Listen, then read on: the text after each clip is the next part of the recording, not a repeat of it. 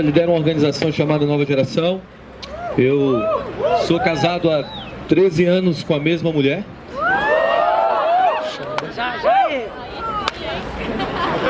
Aí sim. Tenho 3 filhos, 3 furacões. E o Benjamin vai fazer 7 anos depois da manhã. Se você lembrar, ora por ele. Ele, esses dias, algum tempo atrás, ele caiu, quebrou o braço, assim, virou um S, assim. Você vê tanto que ele é quietinho. Eu tenho a Emanuele e a Isabela. A Isabela já tem começado a se mover em sobrenatural, em palavras de conhecimento. Tem sido bem legal. Estão me ouvindo bem? Não? Vou tentar falar mais alto. Está me ouvindo agora? Está me ouvindo bem? Ok. Vocês estão me ouvindo bem? Não estou te ouvindo, não.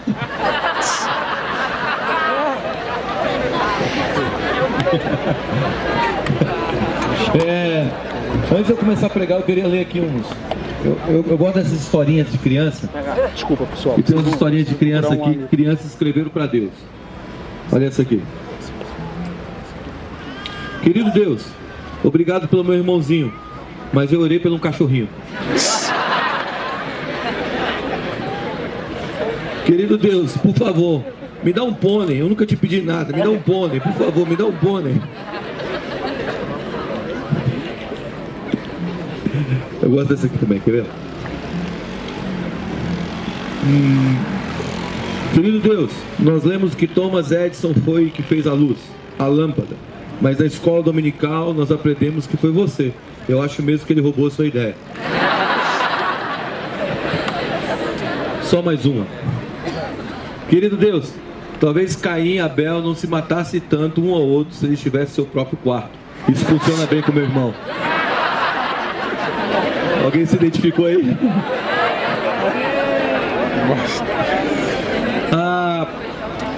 Esse sábado agora eu estava em São Paulo, estava pregando num evento de uma pessoa que eu tenho discipulado ela chama Priscila Alcântara. Acho que algumas pessoas aqui conhecem ela. E eu tava lá num evento que ela fez em São Paulo. E aí eu tava, antes eu subi para pregar, eu tava lá na minha, assim, sabe, parado, de repente eu comecei a ter uma visão. E eu entrei nessa visão e eu comecei a ter uma visão tão clara como você está me vendo.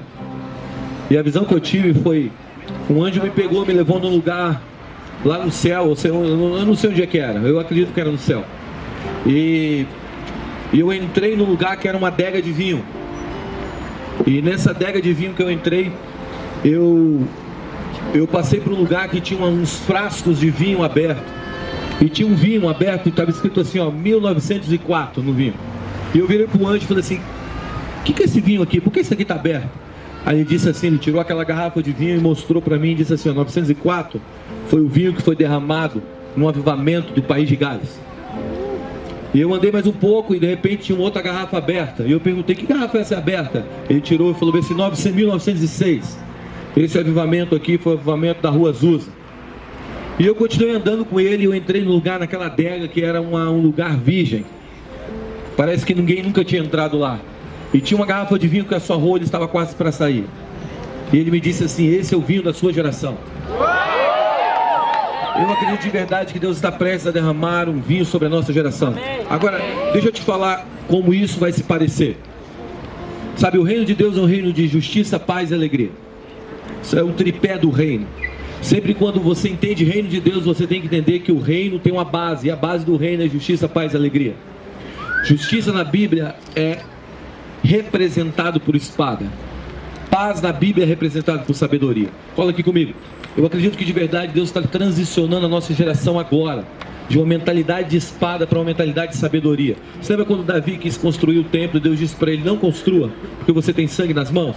Mas o sangue que Davi tinha nas mãos era o sangue das guerras que ele tinha lutado pelo Senhor. Agora Deus não deixa ele dar o próximo passo, sendo que ele tinha sangue nas mãos e era um homem de guerra. Mas as guerras que ele lutou e o sangue que ele adquiriu nas mãos foi o sangue da guerra que o Senhor mandou ele lutar. Parece que isso aqui tem uma incoerência, tá ligado? Parece que não cola. Mas na verdade não é que Deus estava trazendo uma condenação sobre Davi. Deus estava mudando o ciclo. Deus estava tirando o ciclo daquela nação, daquela geração, de uma luta pela espada, e estava levando aquela geração ao entendimento de sabedoria. O reinado de Salomão seria de sabedoria, seria de paz. E eu acredito que nós estamos vivendo essa geração, sabe? A geração dos meus pais, eles foram desbravar o Brasil na espada, mano. Sabe, você está vivendo uma época que você senta numa praça e você ouve do Evangelho. Antigamente, quem botava uma Bíblia embaixo do braço e saía na rua era vaiado, sabe? Era criticado. As igrejas, os nossos pais na fé, eles abriram o caminho para nós, na espada, eles lutaram pela nossa nação, amém? Agora a transição, essa é como se fosse a geração de Davi. A nossa geração, a minha geração é como se fosse a geração de Salomão, que ela não acredita em muita guerra na espada, ela acredita mais numa luta pela inteligência, sabe, uma luta baseada em sabedoria. Então eu acredito de verdade que Deus está tirando a gente uma era de espada, levando uma era de sabedoria. Deixa eu explicar isso aqui um pouco melhor. Você se lembra quando Davi, na verdade, você se lembra quando Pedro tentou defender Jesus? Lá no Getsemane, ele sacou a espada, por ele tentar defender Jesus, ele corta a orelha de Malco. Você lembra disso? Sabe, muito da nossa geração quer defender Jesus e tem cortado a orelha de Malco. Malco representa o mundo. A gente, por tentar defender Jesus, a gente está cortando a orelha do mundo, impedindo que o mundo ouça a verdade do Evangelho. E Jesus está falando, guarda a espada. Está comigo? Então agora presta atenção, se a geração dos nossos pais, dos meus pais, foi uma geração de espada, a minha geração é a geração de sabedoria, a sua geração certamente será uma geração de alegria. Agora, eu quero te dar um dado. O maior índice de morte hoje, de suicídio entre jovens entre 14 e 22 anos. Agora, essa geração é chamada de geração da alegria. Por que essa geração tem lutado pela vida? Porque existe um DNA em vocês, que é o DNA da alegria. Você sabe que, na verdade, o diabo tenta descaracterizar a verdade de quem nós somos.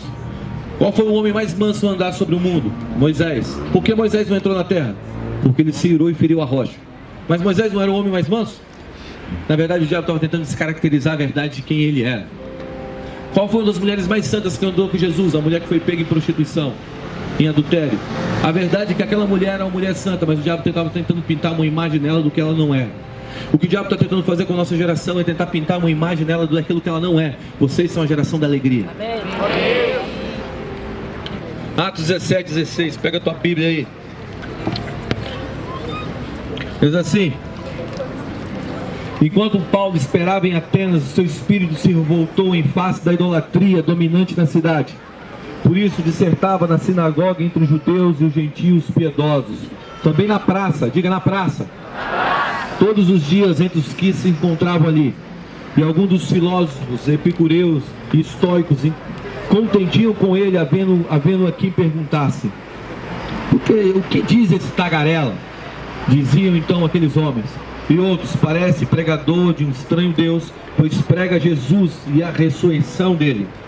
Então, tomando consigo, levaram ao Areópago, dizendo: poderemos saber que nova doutrina é essa que ensinas? Posto que nos trazes aos ouvidos coisas estranhas, queremos saber ao que vem a ser isso. Versículo 21. Pois todos os de Atenas e os estrangeiros residentes de outras coisas não cuidavam, senão de dizer ao ouvir as últimas novidades. Então Paulo, levantando-se no meio do Areópago, disse: senhores atenienses, em tudo vos vejo acentuadamente religiosos, porque passando e observando os objetos do vosso culto, encontrei também um altar no que está escrito ao Deus do desconhecido. Pois esse que adorais sem conhecer é precisamente aquele que vos anuncio hoje, o Deus que fez o mundo e tudo que nele existe, sendo ele Senhor do céu e da terra. Não habita em santuários feitos por mãos humanas, nem é servido por mãos humanas, como se de alguma coisa precisasse, pois ele mesmo é quem dá a todos a vida, a respiração e tudo mais. De uma só vez fez toda a raça humana para habitar sobre a face da terra, havendo fixado os tempos, previamente estabeleceu os limites da sua habitação, para buscarem a Deus, se porventura tateando possam achar, bem como não está longe de cada um de vós, pois nele vivemos e nos movemos e existimos, como alguns de vós poetas têm dito, porque dele também somos geração. Sendo, pois, geração de Deus, não devemos pensar que a divindade é semelhante ao ouro, à prata ou à pedra, trabalhos feitos pela arte e pela imaginação humana. Ora, não levou Deus em conta os tempos da ignorância. Agora, porém, notifica aos homens que todos em toda parte se arrependam, Porquanto estabeleceu um dia em que há de julgar o mundo com justiça por meio de um varão que destinou e acreditou diante de todos, ressuscitando ele dentre os mortos. Diga amém. Amém. Sabe, esse texto é um texto muito louco. A Bíblia fala que Paulo, ele estava em uma das suas viagens missionárias, cara, e ele bateu lá na Grécia. E quando ele estava na Grécia, ele estava um tempo em Atenas. E quando ele está lá em Atenas, na sede do saber, algo começa a acontecer dentro dele. Sabe, o espírito dele começa a gerar uma revolta dentro dele. A primeira coisa que eu quero deixar para vocês nessa noite é que muitas vezes Deus tem colocado uma revolta dentro do nosso coração. Sabe, aquele negócio que tem trazido uma inconformidade pela real situação que o nosso país ou que a nossa geração está vivendo. Você precisa entender algo, que muitas vezes essa revolta é um sinal do Espírito Santo se movendo em você. Amém. Nem sempre, cara, nem sempre os seus sentimentos de revolta, eles são malignos. Mas sabe, a gente não entende muitas vezes o que é a ira e o que é a revolta divina. Não há mudança se não há uma revolta divina. A nossa geração precisa se revoltar de uma maneira sadia, uma revolta do Espírito. Amém. Sabe, a nossa geração, ela precisa entender algo, que quando nós nos indignamos com algo, isso é o início de um movimento de mudança. Você sabe quando Jesus, ele olha o templo e vê o templo cheio de homens que estavam comercializando o templo, e a Bíblia fala que Jesus se irou, Jesus se revoltou, e quando ele se revolta, o que ele faz, cara? Ele entra dentro daquele templo e ele vira a banca. É nesse momento em que Deus agora transiciona aquele templo de covil de salteadores para casa de oração. Então a minha primeira pergunta nessa noite, qual é a revolta do seu coração? O que te indigna? O que te coloca numa posição de dizer assim, cara, isso aqui é algo que me incomoda? É quando você vê um órfão. É quando você vê a injustiça acontecendo. É quando você olha e você vê a situação de miséria. É quando você olha para a tua escola. É quando você olha para a tua universidade e você fala assim, cara, isso aqui não pode ficar sob as bases de uma ideologia baseada num pensamento da escola de Frankfurt, seja lá o que for. Sabe, você precisa entender algo hoje, que muitas vezes Deus está colocando uma revolta dentro do seu coração e você está achando que isso é algo humano, e não é. É o início do movimento de Deus na sua vida. Sabe, é o início do teu destino. Sabe, quando eu estava na idade de vocês, eu tinha lá meus 17 anos, eu estava vivendo uma vida maluca, uma vida louca, e minha mãe ela falava assim para mim, na verdade o meu castigo, minha mãe e meu pai me davam, era mandar para acampamento de crente. Se aprontou muito esses dias, vai para acampamento de crente, vai para acampamento de céu na terra. Era assim que ele fazia. E minha mãe um dia, ela virou para mim e falou assim, cara, você vai para o acampamento? Eu não vou, você vai. Eu não vou, você vai. Eu só vou se você me der 2 camisas da Bad Boy. Sabe, a camisa da Bad Boy na minha época era o símbolo de rebeldia. Camisa da Bad Boy, bermudão da Ciclone. Tá ligado? Bermudão da Ciclone. E sandália da Kenner. Alguém aqui já apanhou de sandália da Kenner? Se você apanhou de sandália da Kenner, você não apanhou, mano, você tatuou. Porque uma pancada daquela sandália da Kenner deixava uma marca eterna. E minha mãe me obrigou, eu falei assim, só se você me der 2 camisas da Bad Boy. Minha mãe me deu, eu fui para o acampamento. Presta atenção, eu não queria estar lá, eu só estava lá por causa das 2 camisas, eu estava sentado na última cadeira, lá no último lugar. Sabe, assim, dizendo bem assim, que saco eu tô aqui, domingo de manhã, mascando meu chiclete, com meu bermudão da Ciclone de 10 mil bolsos. Porque o bermudão da Ciclone tinha 10 mil bolsos. Era o bolso dentro do bolso, dentro do bolso, dentro do bolso. Era a bermuda ideal para espião, cara. Se tu fosse tomar um baculejo com a bermudão da Ciclone, ia demorar 1h30 de baculejo. E eu tava lá sentado lá com a sandália da Kenner no último lugar. De repente eu começo a sentir algo acontecendo na minha mão esquerda. Minha mão esquerda começou a balançar. Eu tô olhando pra minha mão dizendo, por que minha mão tá balançando? De repente passou um fogo nas minhas costas. De repente minha mão direita começou a balançar. De repente eu tô com as 2 mãos balançando. Eu tô olhando para minhas mãos, cara, por que minhas mãos estão balançando? E meu coração começou a queimar. E de repente eu começo a lembrar de todos os pecados, sabe, todas as desgraças que eu fiz na minha vida. E meu coração tá queimando. Eu começo então a chorar ali. De repente minha perna direita começa a balançar. Uau. E eu tô balançando minhas 2 mãos, a perna direita. De repente minha perna esquerda. Cara, eu sempre falo isso, mas eu tenho certeza que Deus no céu estava cantando. Pai Abraão tem muitos filhos ele tem braço direito, perna esquerda. De repente, cara, de repente eu tô todo tremendo lá. Eu tô todo tremendo. Eu tô tendo aquele encontro com o Senhor e eu entro numa visão. E aquela visão eu vejo milhares de jovens, milhares. E esses jovens têm um fogo sobre eles. Eles se levantam do Brasil, eles começam a marchar. E eles atravessam oceanos, eles começam a incendiar nações. E Deus me aponta, eu, o cara que não queria estar lá. O cara que eu fui por causa das 2 camisas da Bad Boy. E eu tô sentado lá. E Deus me aponta aquele dia e fala assim: Você, cara, é um dos líderes dessa geração no futuro. Eu vou levantar essa geração no Brasil, ela vai incendiar o mundo. E aí de repente eu levanto. Aí o pastor vira pra mim: Você aí, você que tá tremendo. Eu virei ponto de referência. Você que tá tremendo aí do lado aí.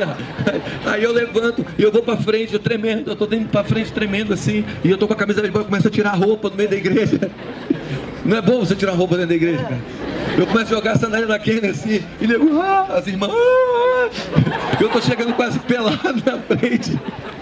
E aí eu ajoelho na frente, o pastor vira pra mim, fala assim: Você, Deus vai levantar uma geração no Brasil, essa geração vai incendiar as nações, Deus está me mostrando essa geração, e você faz parte dela, você é um dos líderes dela no futuro. Desde então, sabe o que aconteceu? O meu coração começou a queimar por essa geração. Sabe onde eu vejo um grupo de jovens, o meu coração queima. Sabe o que me revolta? Ver uma geração partindo para viver uma vida que é fora do seu design original dos céus. Sabe, presta atenção, Deus te fez com design. Deus te fez para algo específico para o mundo. E todas as vezes que eu vejo uma pessoa fora do seu destino, isso me incomoda. Sabe, a minha revolta é essa. A minha revolta é olhar para o Brasil e ver 50 milhões de evangélicos no Brasil e a gente não provocar nenhuma transformação no Brasil. Sabe, a minha revolta é olhar e não ver um avivamento ainda no seu ápice, uma reforma acontecendo. Essa é a minha indignação. Qual é a sua? Foi isso que começou o movimento de Paulo em Atenas. Paulo agora, ele está sendo tocado por uma revolta. O Espírito está se revoltando dentro dele. Por quê? Porque ele está vendo uma geração perdida. E a Bíblia fala que Paulo agora levanta. E aqui acontece algo muito louco. Paulo começa a andar. E quando ele começa a andar, ele começa a dizer assim, olha o que ele fala.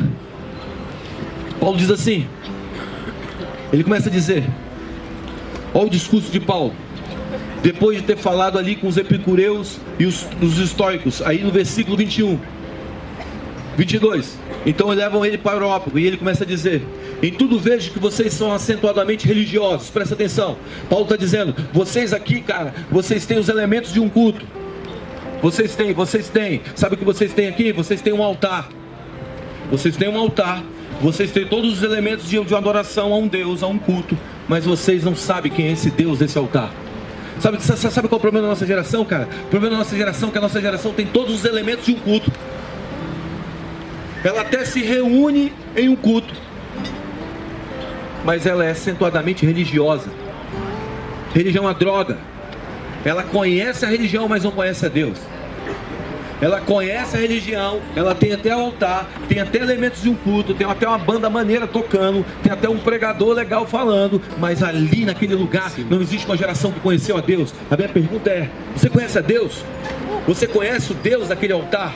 Paulo está dizendo, vocês têm até um altar, mas vocês não sabem o que significa esse altar. Sabe por que aquele altar apareceu ali? Porque em Creta, 600 anos antes daquilo acontecer, surgiu uma praga em Creta, e aquela praga então começou a dizimar aquele povo, os animais, e eles começaram a oferecer sacrifício a vários deuses, e começaram a dar, falando assim, para a praga, sacrificavam um Deus, para a praga, sacrificavam outro Deus, e chegou uma hora que nenhum Deus pôde resolver o problema da praga. Aí um homem se levanta um altar e fala bem assim, ao Deus que é desconhecido, que nós não sabemos quem é, se você parar essa praga, nós serviremos. E então, sabe o que acontece? A praga acaba. E eles deixam ali então aquele altar ao Deus do desconhecido. Deus tinha agido há 600 anos antes. 600 anos depois, ninguém conhecia aquele Deus. E Paulo está dizendo, vocês são religiosos, vocês têm os elementos de culto, vocês fazem bem isso aqui, mas vocês não conhecem Deus.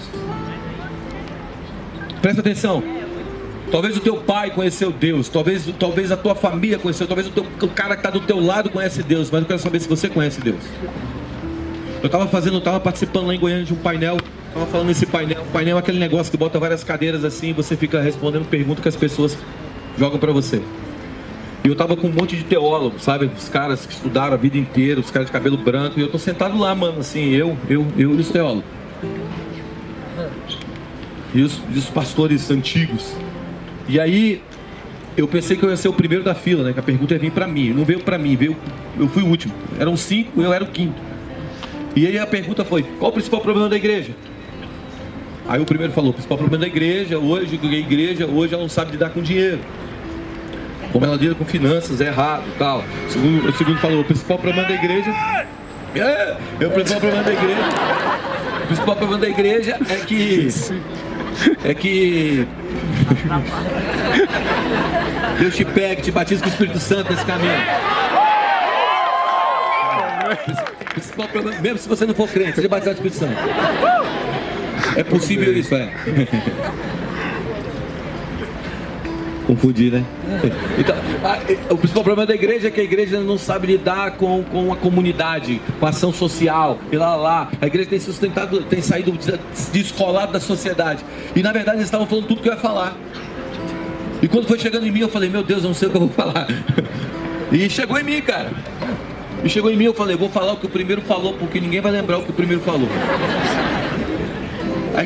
Aí quando chegou em mim, eu disse assim, eu não sei porque eu falei isso, mas eu falei: o principal problema da igreja é Deus.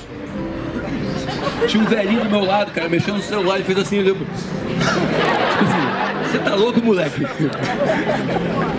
E eu falei: o principal problema da igreja é Deus. E eu cresci numa quadra que tinha uma gangue na minha quadra. Então o que você falava você tinha que sustentar. Agora eu tenho que sustentar o que eu falei, mano. Eu disse: o principal problema da igreja é Deus. Aí eu lembrei de uma frase de A.W. Tozer que disse: aquilo que vem na sua mente, a primeira coisa que vem na sua mente quando você pensa em Deus é a coisa mais importante a seu respeito. Aquilo que vem na sua mente quando você pensa sobre Deus é a coisa mais importante a seu respeito. Eu falei bem assim: sabe, nós temos visto Deus de uma maneira errada, por isso nós temos representado Ele de uma maneira errada. Nós não conhecemos Deus. Se a gente não conhece Deus, como nós vamos refletir o Senhor? Presta atenção, sabe o que a gente tem falado? Que Deus manda tragédia, que Deus destrói cidade, que Deus sabe aquela coisa maluca? Guga, mas Deus não destruiu Sodoma e Gomorra? Vamos lá. Você diz assim. Você diz assim: Deus odeia o pecado, mas Deus não destrói uma cidade por causa do pecado. Deus pode até odiar o pecado, mas Deus não destrói cidades por causa do pecado, porque Deus é bom. Amém. Aí você fala bem assim: não, Sodoma e Gomorra foi destruído por causa do pecado. Não, Sodoma e Gomorra não foi destruído por causa do pecado, cara. Sodoma e Gomorra foi destruído porque não tinha justo. Amém. Você lembra quando Abraão orou dizendo: se tiver 10 justos nessa cidade, a cidade não é destruída? Você lembra disso? Você lembra disso? Então o que destruiu aquela cidade foi a falta? Não o pecado. Quantas vezes Jesus mandou tempestade? Quantas vezes? Nenhuma. Quantas vezes Jesus colocou a doença em alguém? Uma vez uma pessoa virou para mim e falou bem assim: sabe, Deus, Jesus colocou essa doença no meu corpo para me tratar.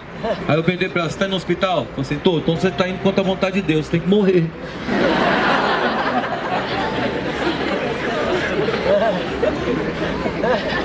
Presta atenção, Deus pode usar qualquer coisa para trabalhar na sua vida, até uma enfermidade, mas não é bem dele. Escuta o que eu vou te dizer hoje, grava isso no seu coração. Talvez seja essa coisa mais importante que eu vou falar nessa noite. Tudo que você pensa sobre Deus, que você não encontra em Jesus, você deve questionar, porque Jesus é a perfeita revelação do Pai. Amém. Tudo que você pensa sobre Deus, que você não encontrar em Jesus, você questiona. Jesus só fez o que viu o Pai. Então presta atenção, tem muitas vezes nós estamos indo na igreja, cara, há anos, e a gente não conhece Deus, a gente não sabe de quem é aquele altar. Presta atenção, garagem é feita para carro, carro é feito para garagem, sim ou não? Se você dormir numa garagem por 10 anos, você vira um carro? Se você ir na igreja 10 anos, você vira um crente? Então presta atenção, cara. Você pode vir em 25 milhões de reuniões do céu na terra e nunca conhecer a Deus. Sabe o que vai acontecer aqui? Nós vamos conhecer Deus hoje. Amém. Quando acabar essa reunião aqui, vai estar gente bêbada do Espírito, cheio de Deus. Vai embora pra cá. Você vai pegar o metrô indo para um lugar, vai para o outro, vai, como é que eu parei aqui?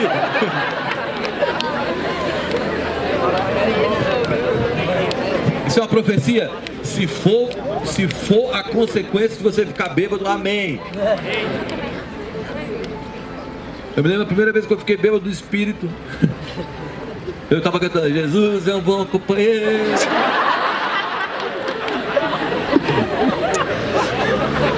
Mas foi o dia, sabe o que aconteceu comigo, cara? Foi naquele dia que Deus me virou de cabeça para baixo, me sacolejou. E eu, até hoje, estou sob os efeitos daquilo lá. O que eu quero te apresentar nessa noite não é uma religião. Sabe, você vem e você acha que é algo feito, algo construído. Você enxerga algo construído, um altar, mas você não sabe quem é aquele Deus. E Paulo está dizendo assim, eu conheço esse Deus. E olha o que ele fala. Olha o que ele fala. Ao Deus, pois esse que adorais sem conhecer é precisamente aquele que eu vos anuncio hoje. E ele continua dizendo assim, o Deus que fez o mundo e tudo que nele existe, sendo ele o Senhor do céu e da terra, não habitará em santuários feitos por mãos humanas. Presta atenção, Deus não habita em santuários feitos por mãos humanas. Deus quer habitar em você hoje. Amém. Começa aqui. Sabe quando você vai ficar cheio dessa verdade? Quando você levantar tua mão e dizer assim, mora dentro de mim. Deus não está nessa praça. Quando a gente vai embora dessa praça, Deus vai com a gente. Amém. O Deus que fez o mundo e tudo que nele existe.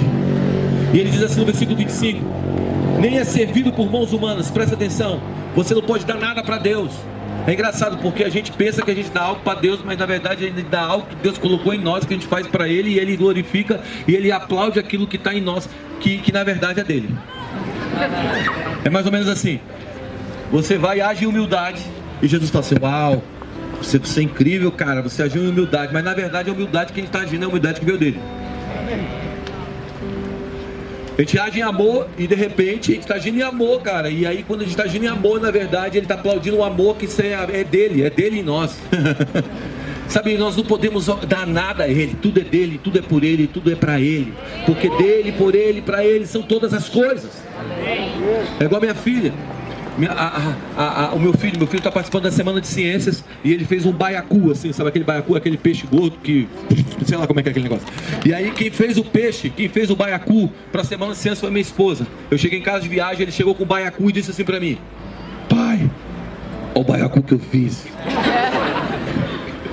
Aí ele virou para mim, foi mãe? Aí a Mara, foi, é lindo. Deus é assim com a gente faz o baiacu, ele faz o baiacu, dá na nossa mão, e a gente acha que é a gente, mas é ele, e ele está dizendo, yes, você é incrível. E ele está dizendo assim, que ele não pode ser servido por mãos humanas, como se alguma coisa precisasse. Diga, Deus não precisa de nada, pois ele mesmo é quem dá a todos a vida. Deus quer te dar a vida, diga a todos. Sabe, Deus não quer separar alguns para a vida e outros não. Deus quer dar a todos a vida. Sabe qual é a vida mais louca que você já viveu? Eu quero dizer para você, eu tenho visto cegos enxergarem. Eu tenho visto, sabe, eu estava na Universidade Federal do Amazonas há uns anos atrás. Eu estava ministrando, tinha um cara que tinha se envolvido numa briga de tráfico. Ele tomou um tiro na cara. A bala entrou debaixo da narina esquerda, quebrou os dentes da frente, atravessou e parou na cervical. A banda estava tocando, eu comecei, Deus vai curar pessoas aqui hoje. De repente o cara o cara ainda estava na treta, sabe? A vida dele era, vixe, muita treta. Ele começa a sentir um gosto de metal na boca, cospe a bala do revólver. Ele pega a bala do revólver, vem pra frente, eu tô pregando. Aí ele chega assim na porta, na boca assim, do palco, assim, começa a gritar, a bala! Eu, brother, eu não tenho bala, velho. Eu tô pregando, você tá me atrapalhando, você quer um trident? E ele tá gritando, a bala. Eu falei assim, que bala? Eu falei assim, não, tomei um tiro na bala, eu cuspi a bala do revólver. E aí a Rafa tá aqui em algum lugar. Eu vi a Rafael. A Rafael tava comigo nesse dia, tá aqui em algum lugar. Eu pego e falo assim, Rafa, pega a bala do revólver. Ela pega a bala do revólver, sobe pra cima do palco, nós começamos a orar. E pum, a glória de Deus entra naquele lugar. Sabe por quê? Porque Deus quer dar vida a todos. Deus não quer curar só crente, Deus quer curar todo mundo. Deus quer invadir Águas Claras, Deus quer invadir o Brasil.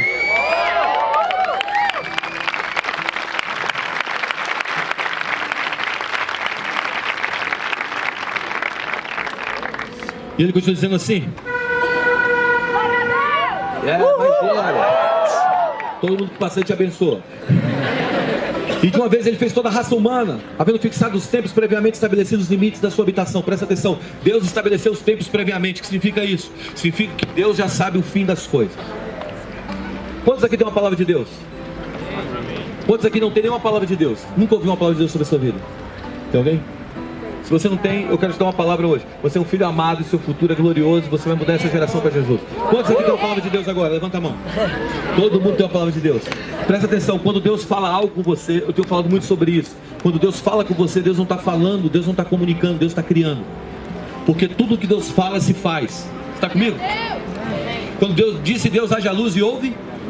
Então quando Deus fala algo, na verdade Deus não está dizendo bem assim para você: ah, você vai mudar o mundo. Aí você fala assim: ah, que legal, vou mudar o mundo.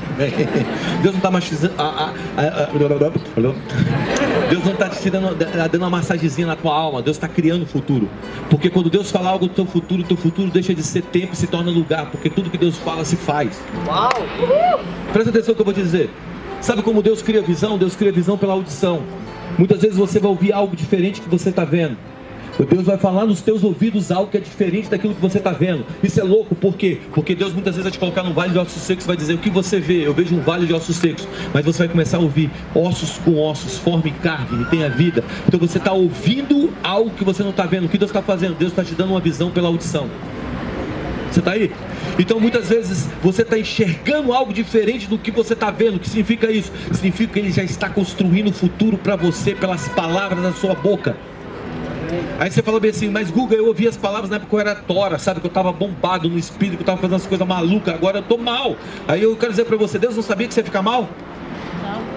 Não sabia? Deus já sabia, mas presta atenção.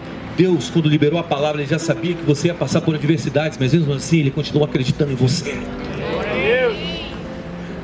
O futuro deixou de ser lugar, ou melhor, deixou de ser tempo, se tornou lugar. É mais ou menos assim: você bota no GPS, Brasília, Goiânia, você está indo para Goiânia, de repente você erra o caminho. O que o GPS fala? Recalculando. O tempo muda? Sim.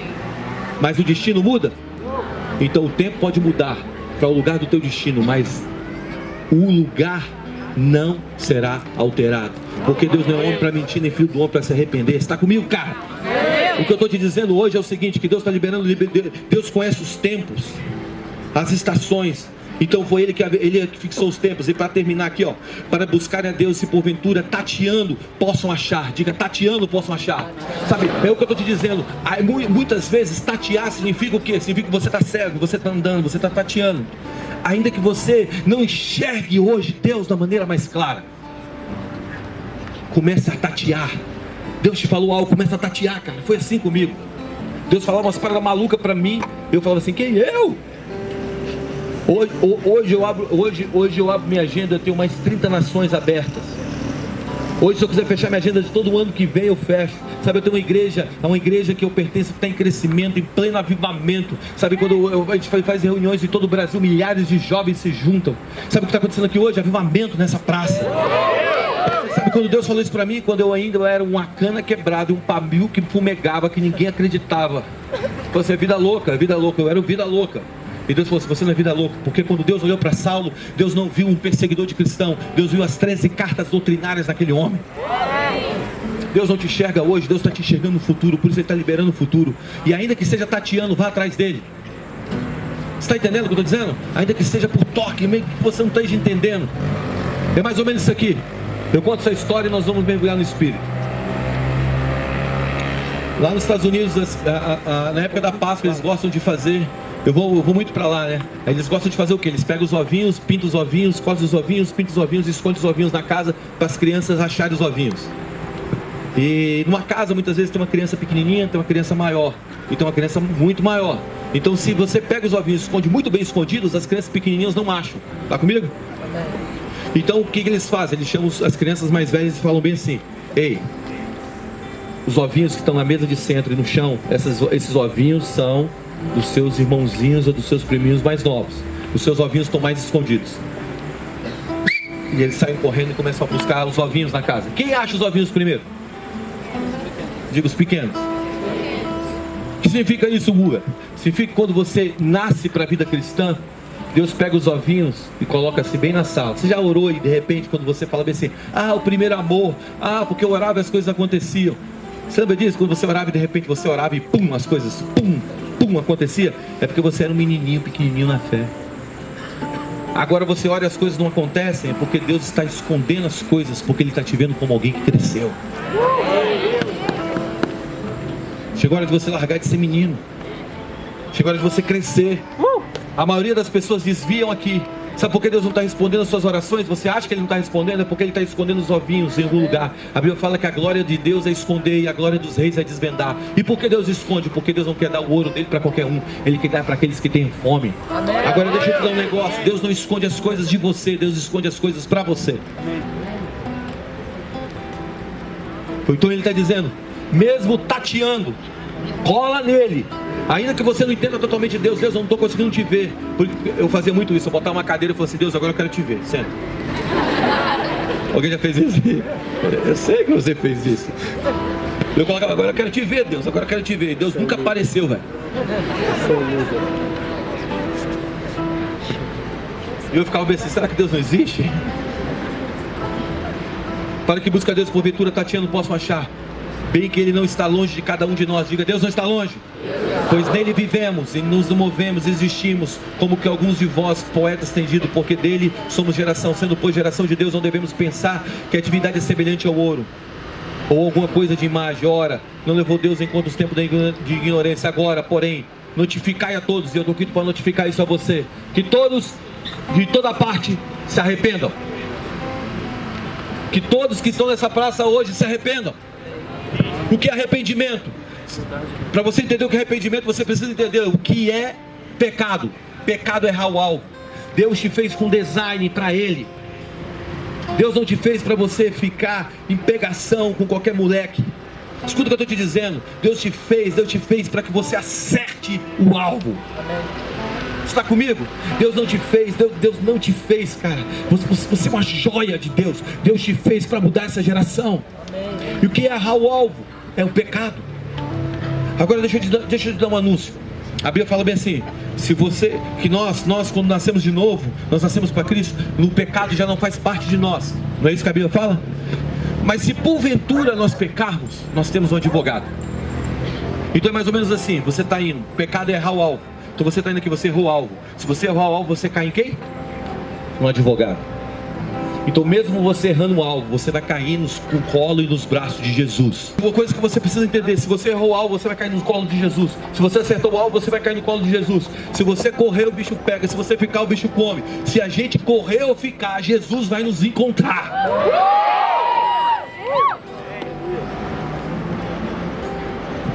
Eu tentei fugir de Jesus, só que eu descobri que Ele corre mais do que eu. A Bíblia fala bem assim, o salmista disse, se eu fizer na minha casa no mais alto, se eu armar a minha cama entre os mortos, ainda assim os seus olhos estarão lá. Feche seus olhos por um instante. Que todos, de toda parte, se arrependam. Que todos que estão nessa praça hoje se arrependam. A Bíblia fala que a glória de Deus é esconder e a glória dos reis é desvendar. E por que Deus esconde? Porque Deus não quer dar o ouro dele para qualquer um. Ele quer dar para aqueles que têm fome. Agora deixa eu te dar um negócio. Deus não esconde as coisas de você. Deus esconde as coisas para você. Sabe o que está acontecendo aqui hoje? Avivamento nessa praça.